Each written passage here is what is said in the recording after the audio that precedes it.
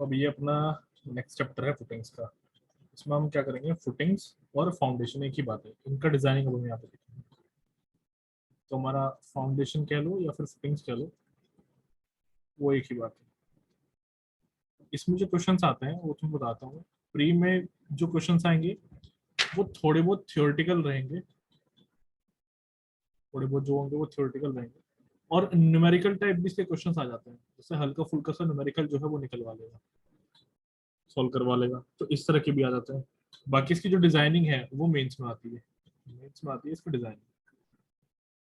ठीक है, जब भी तुम लोग पढ़ाई करो तो इस चीज का ध्यान रखा करो, उस चैप्टर को उठा के पढ़ने से पहले उसका प्री का और मेंस के क्वेश्चंस का एनालिसिस एक बार कर लिया करो। उसमें तुम्हें पता चल जाएगा कि कितने क्वेश्चंस पूछे जा रहे हैं, किस टॉपिक से क्वेश्चंस पूछता है, ताकि तुम लोग जो हो ऑफ द ट्रैक ना जाओ उसमें।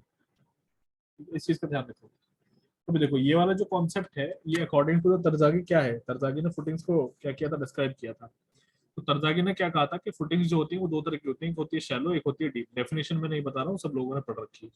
तो फुटिंग्स जो होती है दो ही तरह की होती है। एक शैलो फुटिंग, शैलो यानी कि जो छोटी फुटिंग होगी, कुछ ही गहराई तक होगी, यानी कि सॉइल के अंदर थोड़ी ही गहराई तक जो होगी उसको शैलो फुटिंग कहते हैं। और एक होता है डीप फुटिंग, जो कि मिट्टी के अंदर, सॉइल के अंदर, यानी कि ग्राउंड के अंदर काफी गहराई तक होती है, उसको हम डीप फुटिंग कहते हैं। तो यहाँ पर कंडीशन क्या होती है, मतलब शैलो फुटिंग की और डीप फुटिंग की कंडीशन क्या होती है। तो कंडीशन हमारे पास में ये है, जो हमारे पास में शैलो फुटिंग होता है उसमें D F should be less than equals to B होता है। ठीक है, उसमें डी एफ क्या होता है, should be less than equals to B होता है। तो ये हमारे पास में यहाँ है डी एफ, ठीक है, डेप्थ समझो इसको, और ये है हमारे पास में चीज है। तो ये कंडीशन अगर सेटिस्फाई हो गई तो ये हमारे पास में क्या हो जाएगा, शैलो हो जाएगा। और अगर ये सेटिस्फाई होती है तो फिर ये डीप हो जाएगा। अब डीप में भी फर्दर हमारे पास में दो तरह के हो जाते हैं। डीप में क्या होता है, एक होता है पाइल फाउंडेशन या फिर पाइल फुटिंग, एक होता है यहाँ पे वेल फाउंडेशन या फिर वेल फुटिंग। ठीक है, तो ये यहाँ पे फर्दर हो जाता है। अब इसमें एग्जांपल्स हमारे पास में वेल फाउंडेशन में एक होता है पियर्स, केसन्स, ये सब हमारे पास में एग्जांपल्स हैं। अब यहाँ पे शैलो फुटिंग की अगर मैं बात करूँ तो शैलो फुटिंग में हमारे पास में कौन कौन से होते हैं, एक बार वो देख लो। शैलो फुटिंग में सबसे पहले हमारे पास में होता है आइसोलेटेड, बहुत कॉमन है आइसोलेटेड।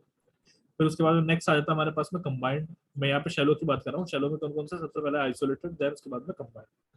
ठीक, कंबाइंड में फिर हमारे पास में आगे फर्दर हो जाते हैं, एक हो जाता है स्ट्रैप और एक हो जाता है राफ्ट या फिर मैट, एक ही हो जाता है, ये चीज है।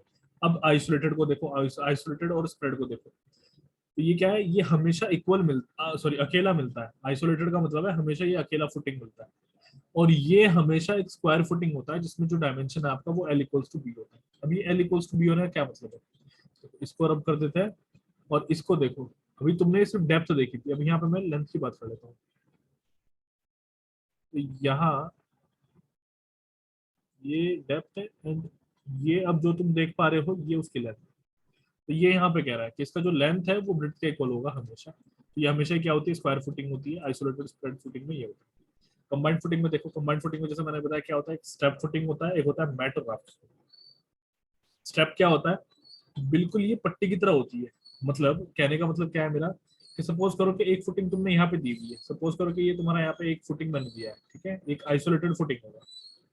फिर मैं क्या करूंगा, इसी तरह के न्यूमरस आइसोलेटेड फुटिंग्स को जब मैं कनेक्ट कर देता हूँ तो ये मेरा यहाँ पे बन जाता है स्टेप फुटिंग। जब मैं न्यूमरस अपने बहुत सारे जो आइसोलेटेड फुटिंग्स होंगे इनको कनेक्ट कर दूंगा इस तरीके से, इसको कहते हैं स्टेप फुटिंग। और ये क्या होता है, इसको हम कहते हैं स्टेप, जिससे हमने कनेक्ट किया। ये हमारे पास में सिंगल आइसोलेटेड फुटिंग्स है, आइसोलेटेड फुटिंग्स, ये चीज होती है। अब यहाँ पे फुटिंग जो होता है वो क्या होता है, लोअर मोस्ट पार्ट होता है स्ट्रक्चर का, फाउंडेशन का।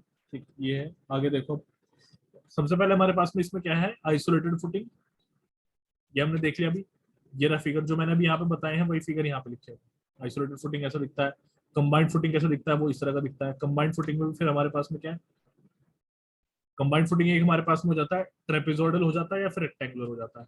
इसकी दो तरह की शेप होती है, एक होता है ट्रेपेजोइडल, ये आपके सामने यहाँ पे जो है ये ट्रेपेजोइडल है, या फिर कैसा होगा, रेक्टेंगुलर होगा, ये जो आपके सामने यहाँ पे है ये रेक्टेंगुलर है। ये दो ही तरह की होती है। उसके बाद में आगे हमारे पास में कैंटिलीवर फुटिंग या फिर स्टेप फुटिंग। जैसे मैंने बताया यहाँ पे कैसे कनेक्टेड होता है, इस तरीके से ये एक स्टेप की तरह से कनेक्टेड होता है। ये रहा ये स्टेप, इसको हम कैंटिलीवर भी कहते हैं, इसी स्ट्रैप को हम कैंटिलीवर भी कहते हैं, ये चीज है। ठीक है, अब राफ्ट और मैट फुटिंग को देख लो। राफ्ट फुटिंग क्या होता है, राफ्ट हो या फिर मैट हो, एक बहुत बड़ा स्पेस होगा इस तरीके से, एरिया उसका ज्यादा होता है, और यहाँ पे सेम पे बहुत सारी, मतलब बहुत सारी फुटिंग जब एक ही जगह पे होती है ना, मतलब बहुत सारे कॉलम्स कह लो, तो बहुत सारे कॉलम्स वगैरह के लिए एक ही फुटिंग जब दी जाती है, वो अपनी क्या होती है, राफ्ट फुटिंग होती है या फिर मैट फुटिंग होती है, मतलब एक मैट की तरह से चटाई जैसे बिछा दी इस तरीके से। ठीक है, ये कब दी जाती है, इसको याद रखना, राफ्ट फुटिंग जो है ये शैलो फाउंडेशन में दी जाती है। ठीक है, जो तुम्हारी डीप फाउंडेशन होगी उसमें ये नहीं दी जाती। चलो अब यहाँ पे देखो आगे, यहाँ अगर मैं डेप्थ की बात करूं, यानी कि जो तुम्हारी फुटिंग्स है उनकी अगर मैं डेप्थ की बात करूं, चाहे वो कोई भी फुटिंग तुम ले लो, इन सब फुटिंग्स की जो डेप्थ है, यानी कि मैं इसकी बात यहाँ पे कर रहा हूँ, ये 150 mm से कम नहीं होनी चाहिए। ठीक है ना, ये 150 mm से कम नहीं होनी चाहिए। किसकी मैं बात कर रहा हूँ, ये मेरे पास में शैलो की बात हो रही है अभी यहाँ पे, शैलो फाउंडेशन की मैं यहाँ पे बात कर रहा हूँ। तो ये सिंपल अपने जो इस तरीके से है, इसमें ये मैं तुम लोगों को बताते हैं, बस इससे कम नहीं होना चाहिए। मान लो कि यहाँ पे फाउंडेशन का जो शेप है वो थोड़ा सा डिफरेंट है। डिफरेंट से मेरा मतलब, चलो फाउंडेशन का शेप सपोज करो कि कुछ इस तरीके से दिख रहा है, ठीक है, इस तरीके से शेप है तुम्हारा फाउंडेशन का। तो इस केस में भी तुम्हारा डेप्थ जो है, यानी कि ये जो डेप्थ है, ये 150 से कम नहीं होना चाहिए, 150 mm से कम नहीं होना चाहिए। सपोज करो एक केस और ले लो यहाँ पे, सपोज करो ऐसे, ये स्टेयर्स की तरह से एक केस बना हुआ है, इस तरीके से तुम्हारी एक फुटिंग है। इसमें भी क्या होगा कि जो तुम्हारा लास्ट वाला है, यहाँ से यहाँ तक, ये 150 से कम नहीं होना चाहिए। ठीक है, तो ये सब कुछ चीजें हैं, इनको हमें याद रखना है। अब यहाँ पे आके देखो, वही चीज मैंने यहाँ पे लिखी हुई है, minimum depth of footing 150 centimetre. 150, इस सेंटीमीटर नहीं होगा, ये mm होगा, 150 mm। Footing must always be same in share, footing जो होती है वो हमेशा शेयर में भी सेम ही रहेगी। अब यहाँ पे हमारे पास में क्या है, जैसे आप यहाँ पे देख रहे हो, size of footing and soil pressure, ये चीज यहाँ से शुरू हो रही है आपके प्री और मेंस के लिए। ये यहाँ से आपका आता है प्री और मेंस का। ये थोड़े थोड़े अब न्यूमेरिकल वाले पार्ट है, जैसे ये छोटी सी चीज हो गई, ये छोटा सा चीज हो गया, ये आता है प्री में। ये किसमें आता है, ये प्री में आता है। बाकी अगर सारा का सारा क्वेश्चन आएगा तो मेंस में आएगा। तो अभी यहाँ पे देखो, तो सबसे पहले हमारे पास में क्या है, यहाँ पे भी इसको समझ करके चलते हैं। साइज हमें निकालना है, सबसे पहले तो देखो साइज निकालना है फुटिंग का, और हमें क्या निकालना है, सॉइल प्रेशर निकालना है, यानी कि सॉइल पे कितना प्रेशर पड़ रहा है। तो यहाँ पे मान लेते हैं सबसे पहला पॉइंट हमारे पास में यहाँ पे ये है कि लोड जो लग रहा है कॉलम से, वो कितना लग रहा है, पी लग रहा है। ठीक है, कितना लोड लग रहा है, पी लोड लग रहा है, यानी कि जो हमारी फुटिंग कुछ इस तरीके से है, उसके ऊपर कितना लोड लग रहा है, यहाँ से ये पी लग रहा है। ठीक, और ये जो पी है इसको मानते हैं कि वर्किंग लोड है, ये हमारा क्या लग रहा है यहाँ पे, वर्किंग लोड। अब नेक्स्ट हम यहाँ पे क्या करते हैं, चूंकि हमें कैलकुलेशन, अब यहाँ पे जो हमारी कैलकुलेशन है वो कैसे करनी है, मैं देखो, वर्किंग लोड को हम यहाँ पे कंसिडर करते हैं, चाहे वो हमारे पास में एलएसएम हो, चाहे वो हमारे पास में डब्ल्यूएसएम, इस बात को याद रखना, चाहे वो डब्ल्यूएसएम हो चाहे वो एलएसएम हो, हमेशा क्या होगा, कंसिडर वर्किंग लोड कंसिडर होगा, ये मैंने लिखा दिया। और calculation of size of footing in WSM LSM, working load is consider, working load को यहाँ पे कंसिडर करते हैं। ठीक है, नेक्स्ट देखो, वेट क्या होगा फाउंडेशन का, यानी कि ये टोटल जो आप यहाँ पे फाउंडेशन दे रहे हो, इसका वेट क्या होगा। देखो, तुम लोगों ने हमेशा एक चीज समझी, सबसे पहले तो ये यहाँ पे मैं एक ग्राउंड बना लेता हूँ नीचे, जो ब्लैक से मैंने बनाया है इसको समझ लो कि ग्राउंड है नीचे, ये तुम्हारी अर्थ है। एक तो यहाँ पे पी लोड ऊपर से लगा हुआ है, और एक इसका खुद का वेट हो जाएगा। तो यहाँ पे टोटल वेट जो ग्राउंड पे लग रहा होगा वो क्या होगा, एक तो पी और एक इसका खुद का एक सेल्फ वेट होगा। ठीक है? एक एक तो ये ऊपर से लगने वाला वजन, और एक इसका खुद का सेल्फ वेट होगा। तो ये चीजें हैं यहाँ पे। ठीक है, ये दो चीजें, तो ये दोनों मिलाकर के किसके ऊपर अप्लाई हो रही होंगी, ये दोनों मिलाकर के ग्राउंड के ऊपर अप्लाई हो रही होंगी। यहाँ पे देखो, ग्राउंड के ऊपर अप्लाई हो रही है। ठीक, अब देखो नेक्स्ट, अब ये हमें यहाँ पे समझना है कि हम इसको लेते कितना है, मतलब ये जो सेल्फ वेट की मैं बात कर रहा हूँ यहाँ पे, इसको हम कितना कंसिडर करते हैं, क्या वैल्यू कंसिडर करते हैं। तो ये जनरली लिया जाता है 10 to 20%। किसका 10 to 20% होता है ये अप्लाइड लोड जो ऊपर से कॉलम से वजन लग रहा है उसका 10 to 20% होता है। ठीक है, जनरली हम 10% लेते हैं। फिर हम क्या करेंगे, टोटल लोड हम निकाल लेंगे, हम उसको ऐड करेंगे पी प्लस, यहाँ पे हो जाएगा हमारे पास में 0.1 पी। जैसे कि मैंने अभी बताया आप लोगों को कि टोटल वेट हम निकालते हैं, एक तो ये हो जाता है और एक ही खुद का सेल्फ वेट हो जाता है, तो वो कुल मिलाकर के सारा का सारा ग्राउंड पर अप्लाई होता है। तो वही हम यहाँ पे टोटल लोड को कैलकुलेट करते हैं। अब यहाँ पे एरिया कैसे निकाला जाएगा, यानी कि अभी देखो हमने हमारा पर्पज क्या है, साइज निकालना फुटिंग का। फुटिंग का साइज क्या मतलब है, ये जो आप यहाँ पे देख रहे हो इसको थोड़ा सा नीचे लेकर के आते हैं, इसका थोड़ा सा 3D में अगर मैं बना करके देखूं,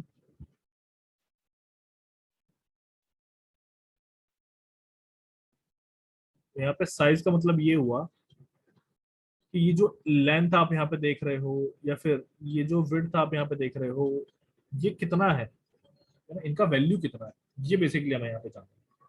तो इसको कैसे जानते हैं, अब हमें क्या पता चल गया, ऊपर से लगने वाला टोटल लोड पता चल चुका है जो कि है 1.1 पी। टोटल लोड हमें यहाँ पे पता चल चुका है 1.1। तो सबसे पहले हम यहाँ पे निकाल लेंगे एरिया।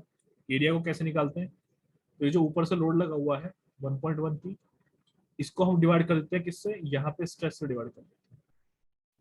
ये स्ट्रेस क्या है, ये बेसिकली हमारा ये लोड बियरिंग कैपेसिटी है सॉइल का, है ना, ये होता है बियरिंग कैपेसिटी ऑफ सॉइल, ये बियरिंग कैपेसिटी होता है सॉइल का।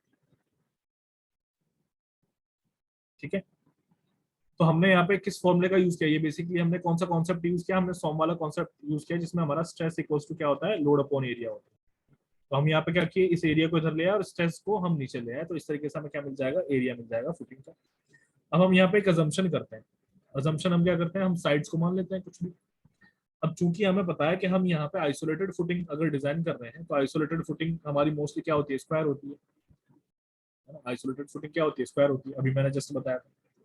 तो अगर स्क्वायर है तो फिर हमारे पास में क्या हो जाएगा, यहाँ पे एरिया हो जाएगा बी स्क्वायर। बी स्क्वायर का कहने का मतलब क्या है, तो एरिया हो गया यहाँ पे, तो ये बी इक्वल्स टू एल हो जाएगा ना, तो इसीलिए यहाँ पे बी इंटू बी हो गया। सपोज करो रेक्टेंगुलर है तो फिर एरिया हमारा क्या हो जाएगा, एल इंटू बी हो जाएगा। तो एल और बी की हमें कुछ कुछ रेशियोज पता होते हैं, तो उस तरीके से हमें डायमेंशन अपने मिल जाएंगे, तो ये चीज होगा। ठीक है, ये चीज है। तो हमने पहला पार्ट तो अपना देख लिया, साइज ऑफ फुटिंग, यानी कि फुटिंग का क्या साइज होता है वो तो हमें निकालना सीख लिया। तो यहाँ से हमारा मेंस का एक क्वेश्चन छोटा सा और ऐसे ही प्री का क्वेश्चन कवर हो, वो डिपेंड करता है कि क्वेश्चन कहाँ पे आएगा।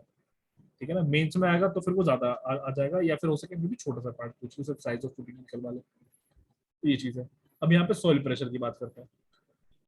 सॉइल प्रेशर कैसे होता है, देखो ऊपर से लगने वाला कॉलम से लगने वाला लोड कितना है, पी।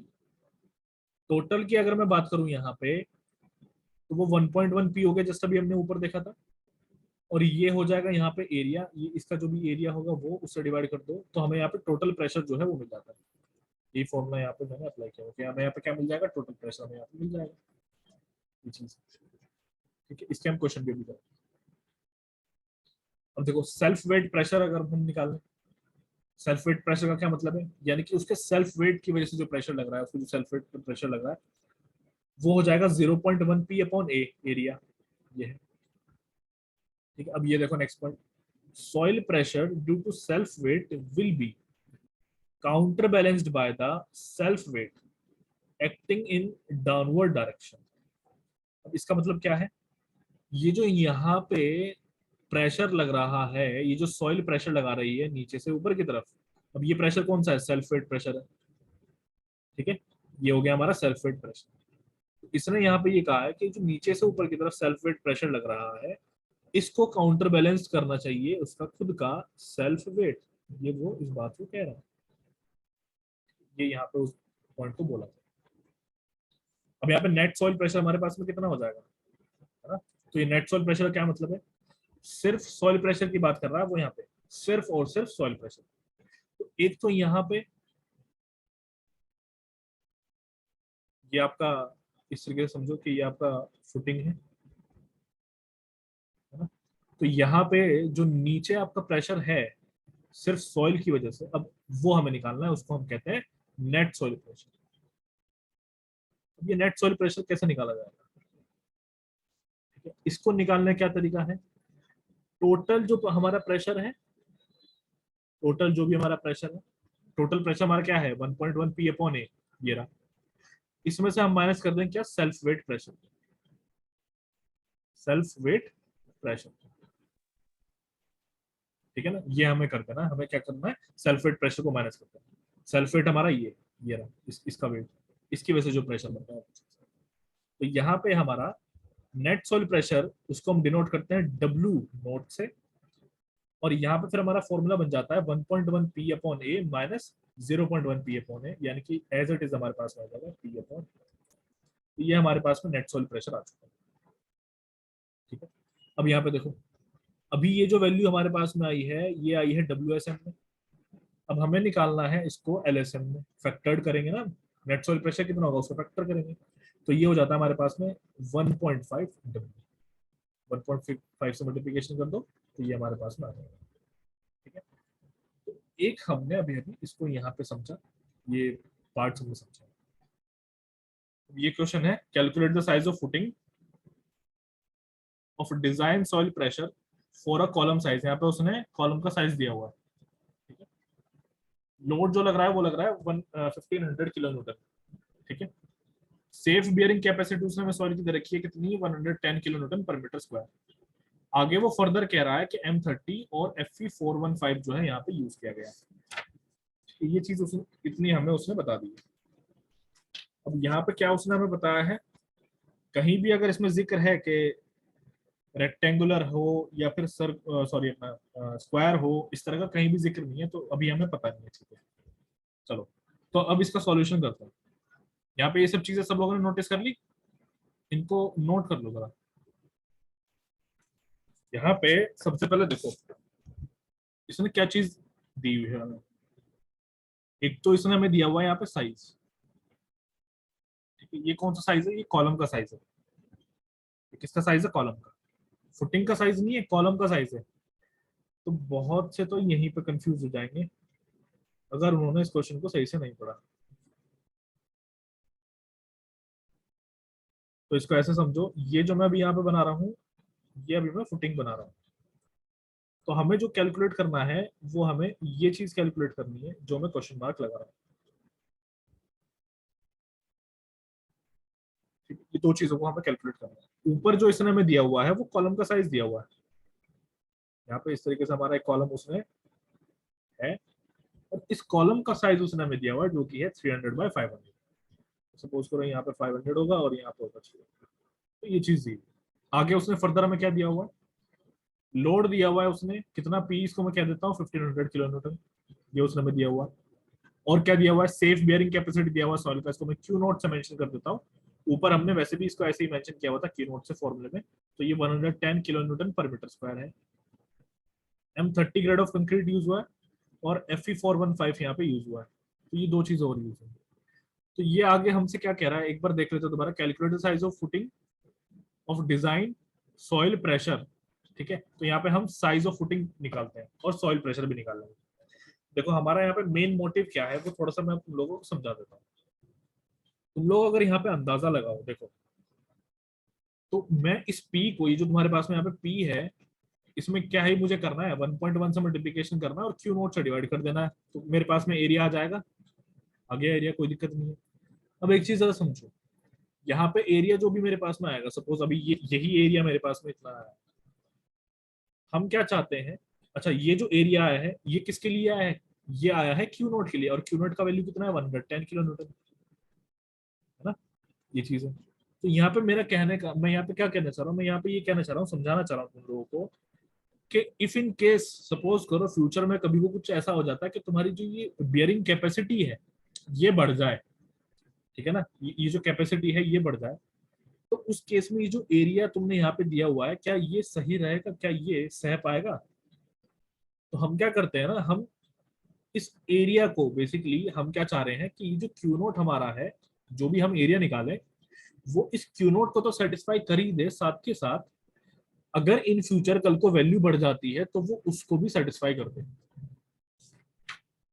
ठीक है ना। ये चीज मैं यहाँ पे कह रहा हूँ, इस चीज को मतलब समझाना चाह रहा हूँ, ठीक। तो इस तरीके से हमें यहाँ पे एरिया को निकालना होगा। तो अब इसको शुरू करते हैं।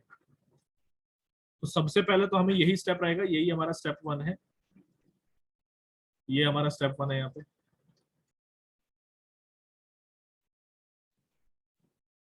इसमें वैल्यूज पुट कर देते हैं। पी हमारे पास में कितना है 1500 इंटू 1.1 अपॉन में क्यू नॉट। क्यू नॉट हमारे पास में कितना है 110। सब लोग इसको साथ के साथ सॉल्व करते रहो। तो ये मेरे पास में आ जाएगा 15 मीटर स्क्वायर। तो ये मेरा यहाँ पे एरिया आ चुका है।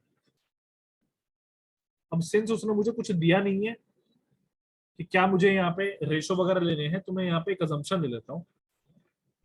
अजम्पशन में यहाँ पे क्या ले रहा हूँ कि ये मेरा रेक्टेंगुलर है। Let us assume L upon B का जो रेशो है वो 1.5 हो गया। तो यहाँ पे एक तरीके से क्या हो गया, ये रेक्टेंगुलर हो गया मेरा फुटिंग। ठीक है, तो अब यहाँ पे क्या हो जाएगा, एल मेरे पास में हो जाएगा बी इंटू 1.5। तो यहाँ पे जो एरिया मेरे पास में ऊपर निकला है वो अब यहाँ पे क्या हो जाएगा, एल इंटू बी है, जो कि हो जाएगा बी स्क्वायर इंटू 1.5। ठीक, अब हमने जस्ट अभी अभी एरिया की वैल्यू क्या कैलकुलेट की है, हमने एरिया की वैल्यू यहाँ पे कैलकुलेट की है 15। तो 15 equals to B square into 1.5। तो यहाँ पे बी स्क्वायर इक्वल्स टू ये आ जाएगा कितना 10। तो बी इक्वल्स टू मेरे पास में आ जाएगा यहाँ पे, इसको सॉल्व करोगे 3.16 मीटर आता है। ठीक है, 3.16 मीटर। अब मैं यहाँ पे क्या कर रहा हूँ, ये जो मेरे पास में यहाँ पे 3.16 आया है, मैं इस वैल्यू को थोड़ा सा बढ़ा लेता हूँ। डायमेंशन को मैं अगर यहाँ पे थोड़ा सा बढ़ा लूंगा तो मुझे बेनिफिट मिलेगा। मैं यहाँ पे इसको बढ़ा लेता हूँ और इसको कर देता हूँ 3.2। इसके अकॉर्डिंग जो मेरा एल आएगा अब वो कितना आएगा 1.5 इंटू 3.2, जो कि मेरे पास में आ रहा है 4.7। ठीक है, ये मेरे पास में आ जाएगा 4.7। अब यहाँ पे एक बार एरिया निकाल करके देखो। तो यहाँ पे न्यू एरिया हमारे पास में कितना आएगा, एल इंटू बी, यानी कि 4.7 इंटू 3.2। इसको देखते हैं कैलकुलेट करके कितना आ रहा है, 4.7 इंटू 3.2 ये आ रहा है 15.04। 15.04। तो यहाँ पे एक चीज देखो, ये 15 मीटर स्क्वायर से ज्यादा है जो हमने अभी अभी कैलकुलेट किया था। तो इसका मतलब है कि ये सेफ हो चुका है, ये सेफ है। ठीक है ना, समझ में आ रही बात। हमारा जो फुटिंग का एरिया है वो जो डिजाइन की कैलकुलेशन है उनके अकॉर्डिंग से थोड़ा सा ज्यादा होना चाहिए। ठीक, तो हमारा सेफर साइड में चला जाएगा। तो अब यहाँ पे नेक्स्ट स्टेप करो, स्टेप 2। इसमें हम क्या करेंगे, सॉइल प्रेशर निकाल लेते हैं। सॉइल प्रेशर हमारा हो जाएगा यहाँ पे डब्ल्यू नॉट, जिसका वैल्यू क्या होगा, हमारा जो भी पी है, सिंपली पी की मैं बात कर रहा हूँ, उसको एरिया से डिवाइड करना है। यहाँ पे 1.1 पी नहीं करना मैं। ये देखो यहाँ पे सॉइल प्रेशर, यहाँ पे जो हमने निकालना सीखा था, ये देखो, ये इसकी बात कर रहा हूँ मैं, ये चीज अब हम यहाँ पे निकाल रहे हैं ये। ठीक है, तो यहाँ पे हम चेक कर लेते हैं। यहाँ पे डब्ल्यू नोट हम निकाल रहे हैं, वो हो जाएगा 1500 किलो न्यूटन अपॉन 15.05। तो ये कितना आ जा रहा है, वो आ रहा है 99.73 किलो न्यूटन पर मीटर स्क्वायर। ठीक है, अब यहाँ पे डब्ल्यू निकालो फैक्टर्ड, जो कि होगा 1.5 इंटू डब्ल्यू नॉट। ठीक, तो ये हमारे पास में कितना आ जाएगा, 1.5 इंटू डब्ल्यू नॉट हमारे पास में कितना है 99.73, जस्ट अभी हमने कैलकुलेट किया। तो ये आ रहा है 149.6 किलो न्यूटन पर मीटर स्क्वायर। ये देखो, ये हमारे पास में इतना है। अब ये कौन सी वैल्यू है, ये वही वैल्यू है जो हमारी सॉइल सह रही है, इतना सह सकती है, इतना फाउंडेशन हमारा जो है सॉइल के ऊपर वजन लगा सकते हैं। मतलब फाउंडेशन हमारा इतना कैपेबल हो गया है कि वो इतना वजन तक होल्ड कर सकता है। हमारा पहले अभी सॉइल का कितना था, जो हमें क्वेश्चन में गिवन था वो था 110। ठीक है ना, वो था हमें 110। तो अभी जो है हम सेफर साइड पे चले गए, तो हमारा क्या हो गया, हैंड्स फुटिंग जो है वो सेफ हो गया। Hands footing is safe. तो जो हम अपनी डिजाइनिंग करेंगे ना, मतलब जो अब हम अपनी फुटिंग को बनाएंगे वो इस वेट के लिए बनाएंगे, ये जो हमने अभी यहाँ पे ये निकाला है। ठीक है ना, इसके लिए बनाएंगे ताकि वो ऑटोमेटिकली 110 किलोमीटर पर मीटर स्क्वायर के लिए सेफ हो जाए। ये चीज है, ठीक है। अब इसके बाद नेक्स्ट देखेंगे।